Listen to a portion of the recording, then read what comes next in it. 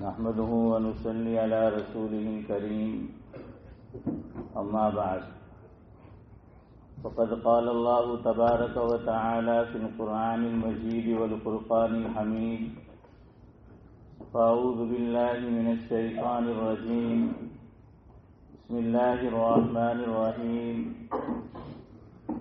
إنا أعطيناك الكوثر فصل لربك وانحر إن شانئك هو الأبتر بسم الله الرحمن الرحيم وقضى ربك ألا تعبدوا إلا إياه وبالوالدين إحسانا إما يبلغن عندك الكبر أحدهما أو كلاهما فلا تقل لهما أف ولا تنهرهما وقل لهما قولا كريما واخفض لهما جناح الذل من الرحمة وقل رب ارحمهما كما ربياني صغيرا ربكم أعلم بما في نفوسكم إن تكونوا صالحين فإنه كان للأوابين غفورا.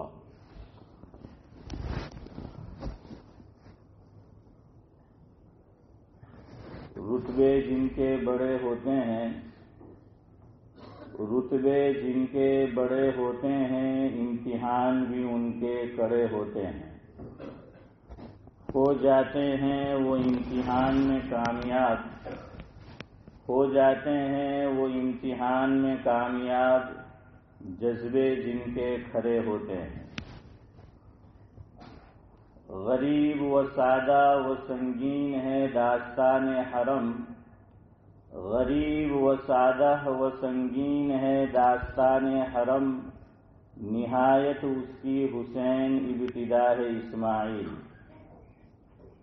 یہ فیضان نظر تھا یا کہ مکتب کی کرامت تھی، یہ فیضان نظر تھا یا کہ مکتب کی کرامت تھی، سکھائے کس نے اسماعیل کو آداب فرزندی. بزرگان محترم،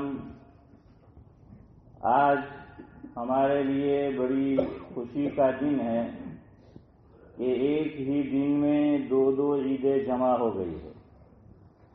ایک ہفتہ واری عید کا دن یعنی جمعہ اور دوسرا سالانہ عید یعنی عید الاضحیٰ.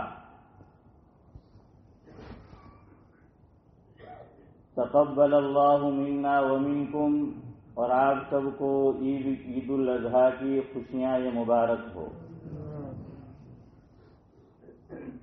جب کبھی ایسا موقع آ جائے کہ جمعہ کے دن یا تو عید الفطر آئے یا عید الاضحیٰ، تو مسلمانوں کو خوش ہونا چاہیے کہ اللہ تبارک و تعالی نے ہمیں 4 خطبے سننے کی سعادت بخشی اور ایک زائد نماز پڑھنے کی توفیق بخش رہا ہے. تو خوش ہونا چاہیے، بجائے اس کے ہم میں سے بعض لوگ رخصت ڈھونڈتے ہیں کہ مول صاحب کون سی نماز پڑھنے کی نہ کون سی نہیں پڑھنے کی، کہ ایک ہی دن میں آ جائے. تو بہرحال ابھی تو آپ حضرات شریف ہی ہے، اللہ تبارک و تعالی ہمیں جمعہ بھی پڑھنے کی توفیق مرحمت فرمائے. قربانی کا جو واقعہ ہے وہ مشہور و معروف ہے، اور یہاں پر جتنے حضرات موجود ہیں میرا خیال یہ ہے کہ ہر ایک ان میں سے واقف ہوگا، لہذا اسے دہرانے کی ضرورت محسوس نہیں کرتا. جن پر قربانی واجب ہے ان کو تو جانور قربان کرنا ہی ہے. یہ عید الاضحیٰ کا ایک پہلو ہے. علماء نے یہ لکھا ہے کہ عید الاضحیٰ کا جو یہ قربانی کا واقعہ ہے یہ اپنے اندر کئی اسباق رکھتا ہے. صرف جانور قربان کرنا یہ صحیح معنی میں قربانی نہیں ہوگی، یعنی قربانی تو ادا ہو جائے گی، لیکن صحیح معنی میں قربانی یہ ہے کہ جتنے اسباق اس واقعے سے، اس قصے سے حاصل ہو سکتے ہیں اور ہم اس پر عمل کر سکتے ہیں، اس کو ہم اپنی زندگی میں جگہ دیں۔ ان میں ایک سبق قربانی کا واقعہ یہ دیتا ہے کہ اولاد کو والد کے سامنے، یا یوں کہہ لیجئے کہ اولاد کو والدین کے سامنے جو جائز کام ہیں، جائز باتیں ہیں، جائز احکام ہیں، جائز چیزیں ہیں، ان میں اپنا سر خم تسلیم کرنا چاہیے۔ یہ قربانی کا ایک سبق ہے کہ میں اور آپ، ماں باپ نے کوئی حکم دیا، اندر سے نفس کچھ اور اپیل کر رہا ہے، دل ماننے کو تیار نہیں ہے، پھر بھی ہم مانیں کہ ہمارے رب نے ہمیں یہ حکم دیا ہے، تو اپنے جذبات کو ماں باپ کے حکم کے سامنے قربان کر دینا، قربانی کا یہ واقعہ ہمیں ایک سبق یہ دیتا ہے۔ اللہ تبارک و تعالی مجھے اور آپ کو، جن کے والدین حیات ہے، بعافیت باعزت ان کا سایہ اللہ تبارک و تعالی تعدیر سلامت رکھے، اور اولاد کو ان کا فرما بردار بن کر زندگی گزارنے کی توفیق بخشے۔ تو آج اسی پہلو پر بات کرنا ہے، چونکہ آج کا جو دور ہے یہ فریڈم کا دور ہے، من چاہی زندگی گزارنے کا دور ہے، من مانی کرنے کا دور ہے، بڑا نازک وقت ہے۔ آدمی کا مزاج آج کے دور میں یہ بنتا جا رہا ہے کہ اپنے علاوہ وہ کسی کی سننے کو تیار ہی نہیں، کسی کی سننے کو تیار نہیں ہے، ماں باپ کی سننے کو بھی تیار نہیں ہے۔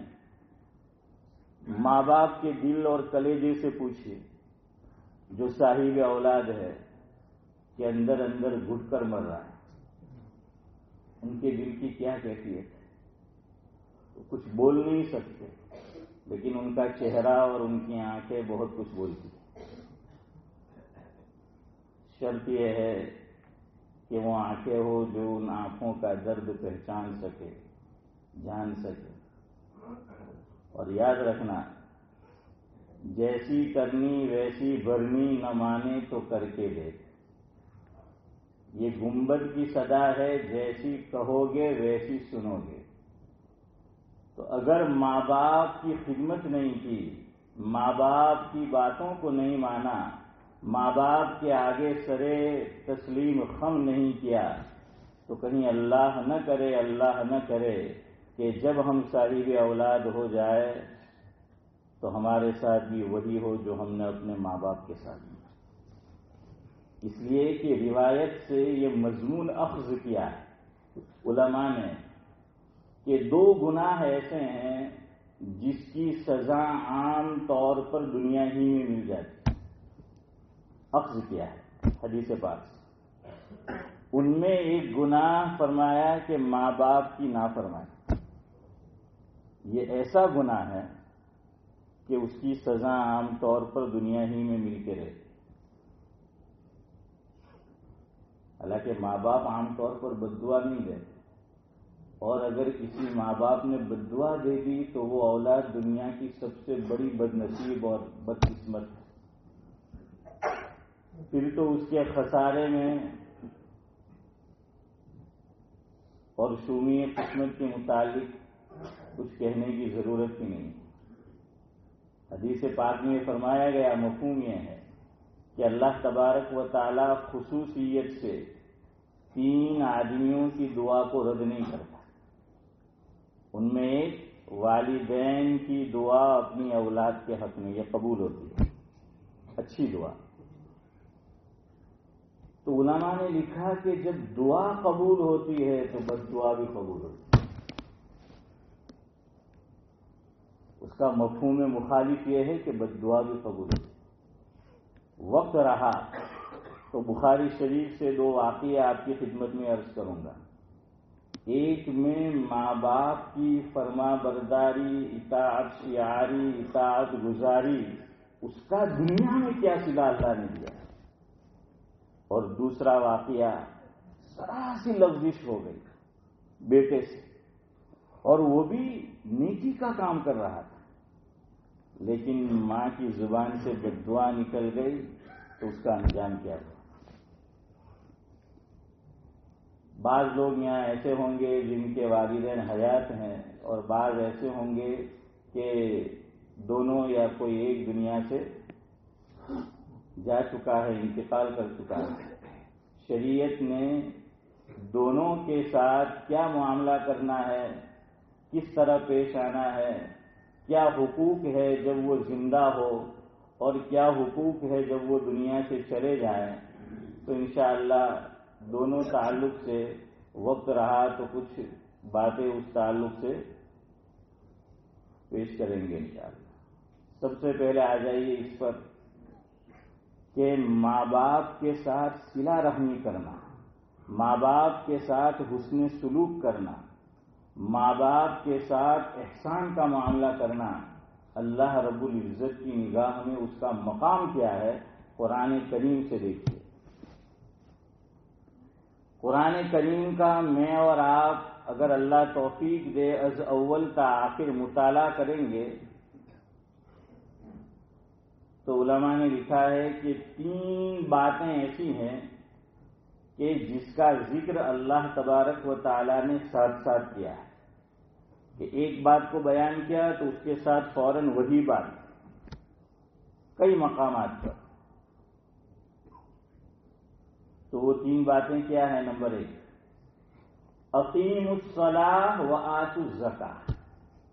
جہاں اللہ رب العزت نے نماز قائم کرنے کو کہا وہیں پر فرمایا کہ کیا کرو؟ زکوٰۃ بھی ادا کرو اگر صاحب نصاب ہے. یہ آپ کو ساتھ ساتھ ملے گا قرآن کریم.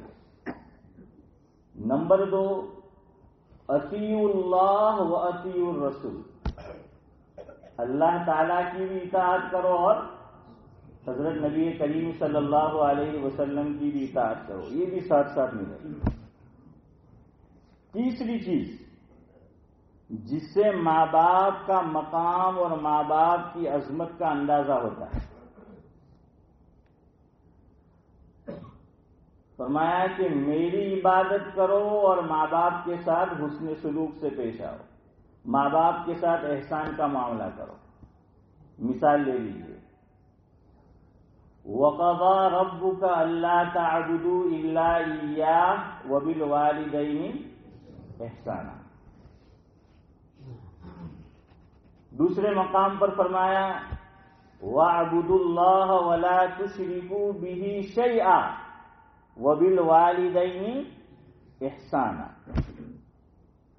قُلْ تَعَالَوْا أَتْلُ مَا حَرَّمَ رَبُّكُمْ عَلَيْكُمْ أَلَّا تُشْرِكُوا بِهِ شَيْئًا وَبِالْوَالِدَيْنِ إِحْسَانًا. آپ کو کئی ایسے مقامات ملیں گے. تو علماء نے لکھا کہ اس سے ماں باپ کی عظمت کا اندازہ ہوتا ہے، مقام کا اندازہ ہوتا ہے کہ اللہ تعالیٰ جہاں اپنی عبادت کا ذکر کر رہے ہیں اور جہاں اپنی الوہیت کا ذکر کر رہے ہیں کہ میرے ساتھ کسی کو شریک اور ساجی نہیں کرنا، میری ہی عبادت کرنا، وہیں پر معاً اس کے ساتھ یہ کہا گیا کہ والدین کے ساتھ کیا کرنا؟ احسان کا معاملہ کرنا، حسن سلوک کرنا. اللہ تعالیٰ نے الگ الگ انداز سے پھر سمجھایا ہے. چند مثالیں لے لیجیے قرآن کریم سے. سورہ لقمان قرآن کریم میں ایک سورت ہے. حضرت لقمان رضی اللہ تعالی عنہ کی بعض نصائح اللہ رب العزت نے جو انہوں نے اپنے بیٹے لائق فائق فرزند سپوت کو کی تو اس کو قرآن کریم میں جگہ دی ہے. حضرت لقمان رضی اللہ تعالی عنہ اپنے بیٹے کو نصیحت کر رہے ہیں. وَإِذْ قَالَ لُقْمَانُ لِابْنِهِ وَهُوَ يَعِظُهُ يَا بُنَيَّ لَا تُشْرِكْ بِاللَّهِ إِنَّ الشِّرْكَ لَظُلْمٌ عَظِيمٌ. اللہ تعالیٰ کے تعلق سے بات ہو گئی. اس کے بعد اپنے بیٹے کو نصیحت کر رہے ہیں کہ وَوَصَّيْنَا الْإِنسَانَ بِوَالِدَيْهِ، کہ والدین کے ساتھ کیا کرنا ہے؟ احسان کا معاملہ کرنا، حسن سلوک کرنا. حضرت اسماعیل علیہ السلام، حضرت ابراہیم علیہ السلام چاہتے، مفسرین نے لکھا ہے کہ بیٹے سے سوال نہ کرتے، پوچھتے نہیں کہ بیٹا میں نے خواب دیکھا ہے، اور نبی کا خواب دین میں حجت ہوتا ہے، اس کو تو عمل کرنا ہی کرنا ہے، وہ نہ پوچھتے اور کر گزرتے. لیکن مجھے اور آپ کو اور قیامت تک آنے والے انسانوں کو سبق دینا تھا کہ اولاد ہو تو ایسی ہو، اولاد ہو تو کیسی ہو؟ ایسی ہو کہ ماں باپ دیکھے تو خوش ہو جائے، اولاد کو دیکھ کر سارے غم بھول جائے. اور آج کا دور ایسا ہے کہ خوشی کا کوئی دن ہوتا ہے ماں باپ کے لیے، اولاد اس دن بھی ماں باپ کو غمگین کر دیتی، اس دن بھی رنجیدہ کر دیتی ہے.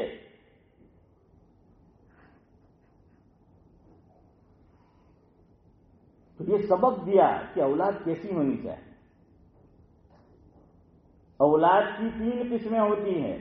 حضرت مولانا مفتی سعید احمد صاحب پالنپوری رحمت اللہ علیہ دارالعلوم دیوبند میں جب حضرت کا آخری درس ہوتا تھا ترمذی شریف کا، جو تحفۃ العلمین کے نام سے چھپ چکا ہے، طلباء کو جو آخری نصائح حضرت فرماتے تھے ان میں ایک نصیحت من جملہ اور نصیحتوں کے یہ ہوتی تھی کہ اولاد کی 3 قسمیں ہیں. نافرمان کپوت، اور جو فرما بردار کے ماں باپ دیکھ کر خوش ہو جائے تو اس کو کہا جاتا ہے سپوت. تو کہا کہ سپوت بننا، کپوت مت بننا، کہ ماں باپ خوش ہو جائے. دیکھو ماں باپ کا نام روشن کر. ہر ماں باپ یہ چاہتا ہے کہ اللہ مجھے ایسی اولاد دے کہ وہ میرا نام روشن کرے. اور یاد رکھنا، باپ کو اور ماں باپ کو جتنی خوشی اپنے کوئی عمل کہ انہوں نے کوئی کام کیا جس سے لوگوں نے سراہا وہ نہیں ہوتی، جتنی اولاد کوئی کام کرتی ہے اور لوگ اس کو سراہتے ہیں تو جو ماں باپ کو خوشی ہوتی ہے. اپنی خوشی سے اولاد کی خوشی ماں باپ کو زیادہ پیاری ہوتی. تو حضرت اسماعیل علیہ السلام سے پوچھا، قرآن کریم کہتا ہے کہ بیٹے میں نے خواب دیکھا ہے اس طرح سے، تو اس تعلق سے مجھے تجھ سے سننا ہے کہ ہم کیا کریں.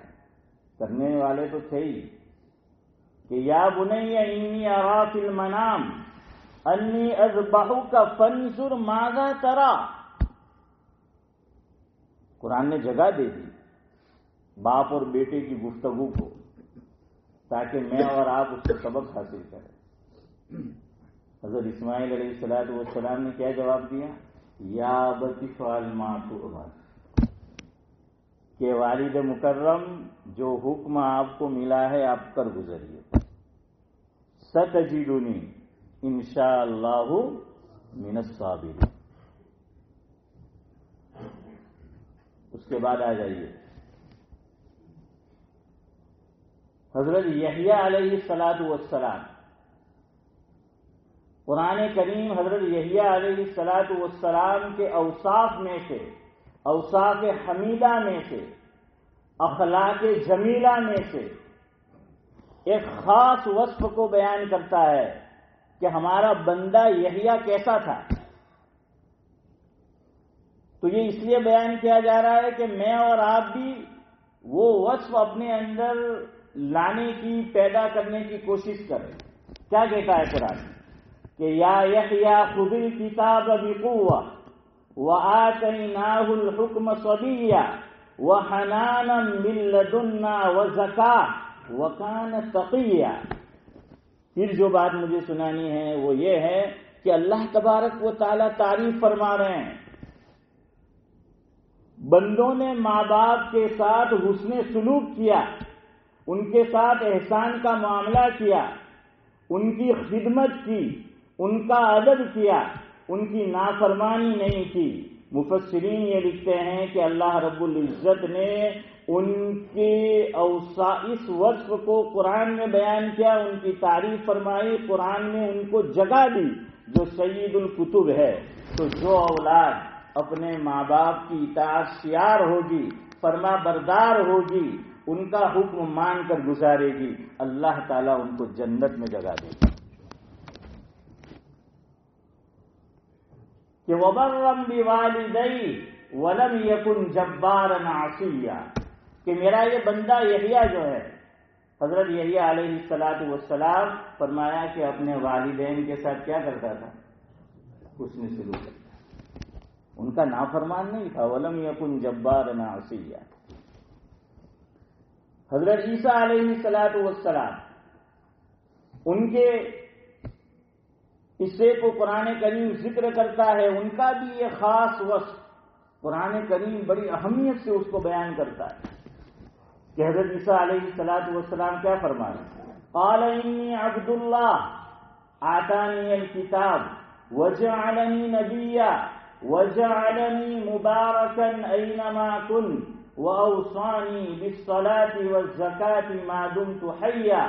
اور پھر یہ بات جو مجھے خاص طور سے آپ کو بتانی ہے، قرآن کریم اس کا ذکر کرتا ہے وَبَرًّا بِوَالِدَتِي وَلَمْ يَجْعَلْنِي جَبَّارًا شَقِيًّا، کہ ہمارا بندہ عیسیٰ جو ہے وہ اپنی والدہ کا کیا تھا؟ فرما بردار تھا، اطاعت شیار تھا، وہ نافرمان نہیں تھا. اور جو گناہ کبیرہ ہے شریعت اسلامیہ میں، ان میں ایک اہم گناہ ماں باپ کے ساتھ بدسلوکی کرنا ہے، ماں باپ کے ساتھ بے ادبی کرنا ہے، ماں باپ کی خدمت نہیں کرنا ہے، ماں باپ کے حقوق کو ادا نہیں کرنا ہے. جیسے ماں باپ کی کوئی بے عزتی کرتا ہے، بے توقیری کرتا ہے، بے ادبی کرتا ہے، ان کے ساتھ برا سلوک کرتا ہے، جیسا میں نے بتایا کہ حدیث پاک سے علماء نے اخذ کیا اس کی سزا دنیا میں مل کے رہتی ہے. اسی طرح علماء نے یہ لکھا کہ جو لوگ بیٹا ہو یا بیٹی، لڑکا ہو یا لڑکی، وہ ماں باپ کے ساتھ حسن سلوک کرتے ہیں، آخرت میں تو ان کو بدلہ ملے گا ہی ملے گا، لیکن اللہ تبارک و تعالی اس کی کچھ نہ کچھ جزا، کچھ نہ کچھ صلہ، کچھ نہ کچھ بدلہ، کچھ نہ کچھ انعام، کچھ نہ کچھ تحفہ اللہ رب العزت دنیا میں بھی دیتا. دلیل بخاری شریف کی روایت، خالی اشارہ کرتا ہوں، وقت نہیں ہے اور آپ نے یہ سن بھی رکھی ہے، لیکن ذرا تازہ ہو جائے. واقعہ یہ ہے، مختصر خلاصہ امام بخاری علیہ رحمہ ذکر کرتے ہیں کہ 3 آدمی سفر کر رہے ہیں، حدیث غار جس کو کہا جاتا ہے، اور وہ بارش ہو رہی تھی تو کہاں چلے گئے؟ گفا کے اندر، غار میں. اب اللہ کا کرنا یہ ہوا کہ پہاڑ پر سے ایک پتھر آئی، چٹان آئی، اور اس نے غار کا منہ کیا کر دیا؟ بند کر دیا. گویا کہ قبر ہو گئی، زندہ قبر میں، باہر کا کوئی نظارہ نظر ہی نہیں آ رہا ہے، اور کون بچانے آئے گا وہاں؟ کس کو آواز دیں گے؟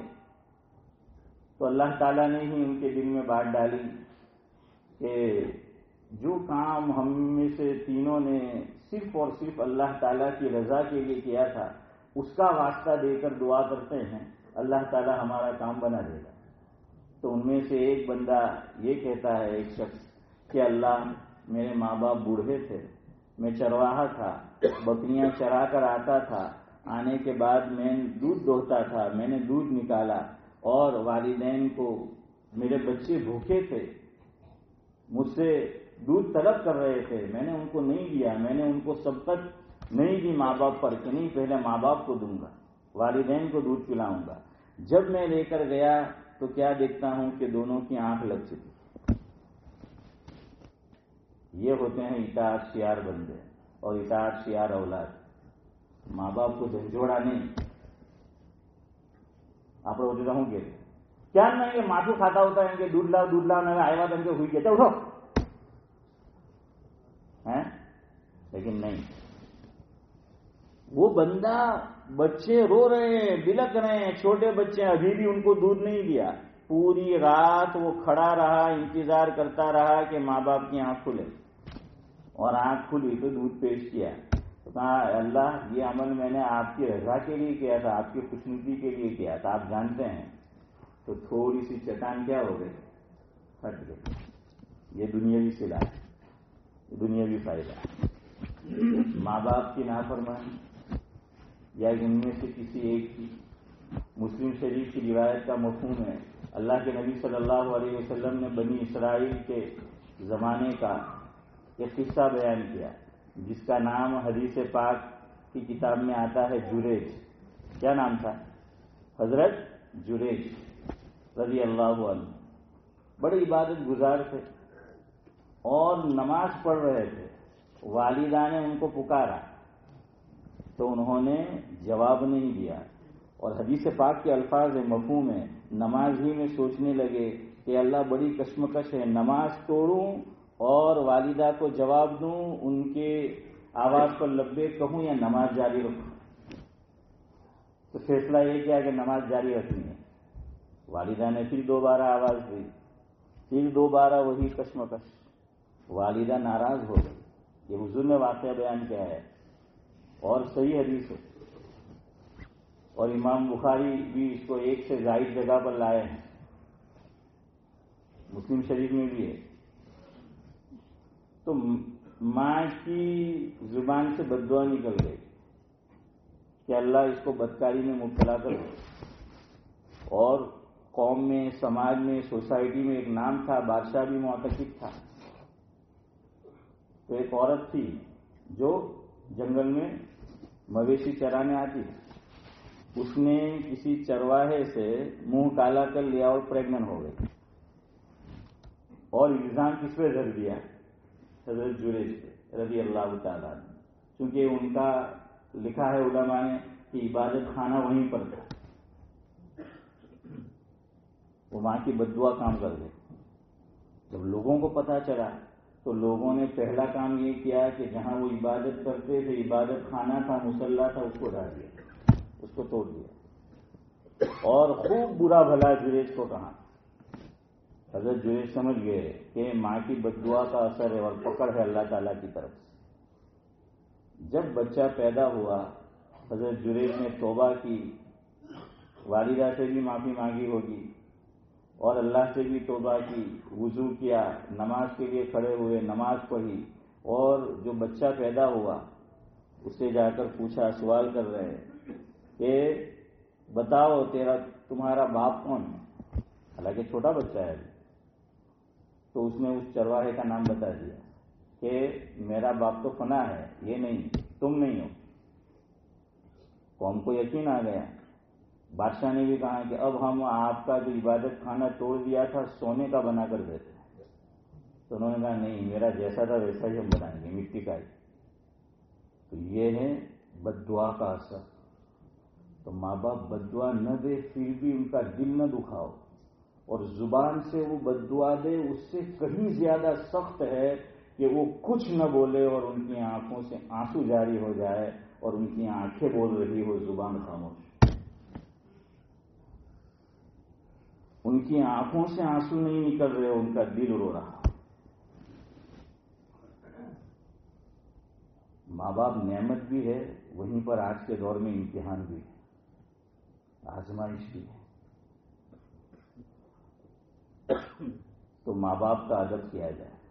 حضور اکرم صلی اللہ علیہ وسلم نے ایک صاحب تشریف لائے، پوچھا یہ کون ہے؟ تو کہنے لگے میرا والد ہے۔ تو ان کو کچھ نصیحتیں، اللہ کرے کہ اس پہ میں اور آپ بھی عمل کریں. کہاں کہ اپنے باپ سے آگے مت چلنا. پہلی بات کیا کہی؟ اپنے والد سے آگے مت چلنا، ادب سکھایا. نمبر 2، کسی مجلس میں جاؤ تو ان سے پہلے بیٹھنا مت، پہلے والد کو بیٹھنے دینا. نمبر 3، ان کو گالی نہ دینا. اب آپ سوچیں گے کہ اولاد ماں باپ کو گالی دے گی، جی دیتی ہے. ویسے اس کا ایک اور مفہوم بھی ہے کہ تم کسی اور کو ماں باپ کی گالی مت دو، ورنہ وہ بھی تمہیں ماں باپ کی گالی دے گا تو یہ بھی ہم سبب بن رہے ہیں. ورنہ آج کی اولاد گالی نہیں بہت کچھ کرتی ہے. اگر آپ نیوز دیکھتے ہو تو ابھی انڈیا کے اندر ایک واقعہ پیش آیا کہ لڑکی کو کسی اور سے عشق ہو گیا، ابھی تازہ واقعہ. تو وہ شادی شدہ تھا، ماں باپ نے منع کیا والد نے کہ نہیں، 4 بچے کا باپ تھا کہ تیری شادی اس سے نہیں ہو سکتی. تو لڑکی نے معشوق کے ساتھ مل کر کسی اور کو ماں باپ کو ماننے کی سپاری دی، جس کو بولا جاتا ہے کہ پیسے دیا کہ کام ختم کرنا ہے اور ان کا قتل کرا دیا. ابھی تازہ واقعہ ہے. دیکھیے حالت کہاں تک پہنچ چکی.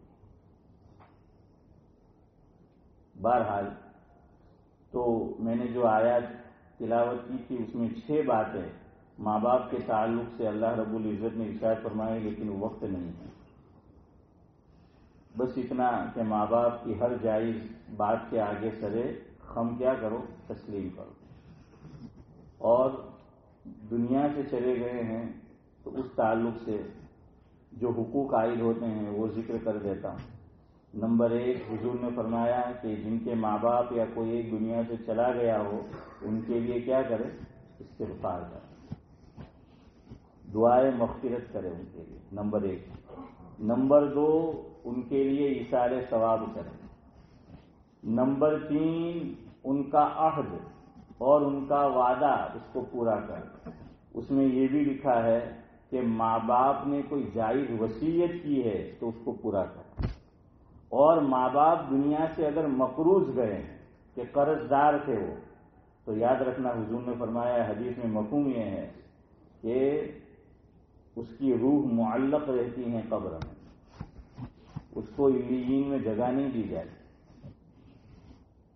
تو قرضہ یہ شریعت میں بہت بھاری بوجھ ہے، تو آدمی خود زندگی میں ادا کر کے جائے. اندازہ لگائیے حضور جو مقروض ہوتا تھا ایک زمانے تک اس کی نماز جنازہ نہیں پڑھاتے، اور قرض سے پناہ مانگی چاہیے حدیث پاک. ضرورت ہو تو آدمی لے، اس لیے بلا وجہ یہ بینک سے بھی کریڈٹ کارڈ پہ یہ وہ قرضے مت لیا کر. ہم نہیں چکائیں گے اور ہم نہیں چکا پائے، اولاد نہیں چکائے گی، وہاں پکڑ ہو. تو اولاد سے کہا گیا ماں باپ مقروض گئے ہیں تو ان کے قرضے کو ادا کیا جائے. پھر فرمایا کہ ان کے رشتہ دار کے ساتھ حسن سلوک کیا جائے. اور رشتہ دار میں پہلے علماء نے لکھا کہ بھائی بہن ہے. آج دیکھ لیجیے، باپ مرا نہیں کہ بھائیوں میں جائیداد میں جگہ، والدہ دنیا سے گئی نہیں کہ سگا خون ہے اور ایک دوسرے کو دیکھنے کو تیار نہیں. اور کہاں اس سے آگے کہ تمہارے ماں باپ کے جو دوست تھے تو ان کے ساتھ بھی اکرام کا معاملہ کیا جائے. بہرحال وقت ہو چکا ہے. اللہ رب العزت مجھے اور آپ کو ماں باپ کے جو حقوق ہم پر عائد ہوتے ہیں زندہ ہو ان کی عمر میں برکت نصیب فرمائے، ان کے حقوق ادا کرنے کی توفیق دے. دنیا سے چلے گئے ہیں ان کی قبروں کو نور سے منور فرمائے. منظر بھوپالی نے ماں باپ کے تعلق سے کچھ لکھا ہے، وہ سنا کر اپنی گفتگو ختم کرتا ہوں. وہ لکھتے ہیں سب کچھ مل جاتا ہے دنیا میں مگر، سب کچھ مل جاتا ہے دنیا میں مگر یاد رکھنا کہ بس ماں باپ نہیں ملتے. مرجھا کر جو گر جائے ایک بار ڈالی سے، مرجھا کر جو گر جائے ایک بار ڈالی سے، یہ وہ پھول ہے جو پھر کھلا نہیں کرتے. سبحان اللہ وبحمدہ، سبحانک اللہم وبحمدک، نشہد ان لا الہ الا انت، نستغفرک ونتوب الیک. تو یہ نماز عید کا طریقہ سن لیجیے کہ واجب بولنے کی ضرورت نہیں ہے، عید کی نماز واجب ہی ہے. چہرہ قبلے کی طرف وہ بھی بولنے کی ضرورت نہیں ہے، آلریڈی ہمارا چہرہ اس طرف. 2 رکعت تو 3 آپ پڑھانے نہیں دیں گے ہیں، تو وہ تو 2 ہی جو ہیں وہ پڑھنی ہے، اور 6 ایکسٹرا تکبیر تو بالکل وہ تو جو ہے وہ کہنی ہے. تو یہ سب کچھ ہے. تو خیر ایک چیز چلی آ رہی ہے، تو یہ کچھ کہنے کی ضرورت نہیں ہے. بس اتنا ہے کہ جو امام صاحب ہے ہم ان کے پیچھے ادا کر رہے ہیں. تو یہ نیت ہو گئی. اور اس کے بعد طریقہ عام نماز جو ہم پڑھتے اللہ اکبر، تو اسی طرح کرنا ہے. ثنا سب کو پڑھنی ہے، اور اس کے بعد ہاتھ اٹھانے ہیں اور چھوڑ دینا ہے. پہلی تکبیر پہ، دوسری تکبیر پہ بھی ہاتھ اٹھانے ہیں، چھوڑ دینا ہے. تیسری تکبیر پر ہاتھ اٹھانا ہے اور چھوڑے بغیر باندھ دینا. پھر جیسے رکعت پوری ہوتی ہے، ایک رکعت ختم ہوگی، دوسری رکعت کے لیے کھڑے ہوں گے. دوسری رکعت جیسے عام طور سے پڑھی جاتی ہے پڑھی جائے گی. اور رکوع میں جانے سے پہلے 4 تکبیر، 3 ایکسٹرا اور 1 نارمل. اللہ اکبر ہاتھوں کو اٹھانا ہے، چھوڑ دینا ہے. اللہ اکبر دوسری تکبیر ہاتھوں کو اٹھانا ہے، چھوڑ دینا ہے. اللہ اکبر تیسری تکبیر ہاتھوں کو اٹھانا ہے، چھوڑ دینا ہے. اللہ اکبر امام صاحب کہیں گے اور ہاتھ اٹھائے بغیر کہاں جانا ہے؟ رکوع کے اندر جو ہے وہ چلے جانا ہے. تو بہرحال کی نماز ختم ہوگی.